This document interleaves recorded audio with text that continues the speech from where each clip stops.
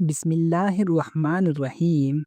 پیارے ناظرین، اکثر لوگ سمجھتے ہیں کہ صدقہ صرف غریبوں، مسکینوں یا یتیموں کو دینے کا نام ہے، لیکن نبی کریم صلی اللہ علیہ وآلہ وسلم نے ہمیں ایک حیران کن بات بتائی کہ جو خرچ آپ اپنے گھر والوں پر کرتے ہیں وہی سب سے افضل صدقہ ہے۔ رسول اللہ صلی اللہ علیہ وآلہ وسلم نے فرمایا، ایک دینار جو تم نے اللہ کی راہ میں خرچ کیا، ایک غلام آزاد کرنے میں دیا، ایک مسکین کو دیا، اور ایک جو تم نے اپنے گھر والوں پر خرچ کیا، ان سب میں سب سے زیادہ اجر والا وہ ہے جو تم نے اپنے گھر والوں پر خرچ کیا۔ صحیح مسلم حدیث نمبر 995۔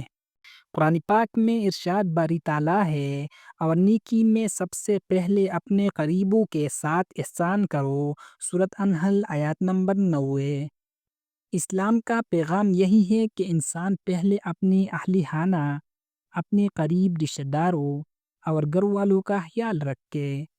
اگر آپ کو یہ پیغام اچھا لگا ہو تو کمنٹس میں لکھ کے یا اللہ ہمیں نیک نیت کے ساتھ اپنے گھر والوں پر خرچ کرنے کی توفیق دے، اور اس ویڈیو کو دوسروں کے ساتھ شیئر کریں تاکہ یہ پیغام ہر دل میں بس جائے، یہی آپ کا صدقہ جاریہ بن جائے۔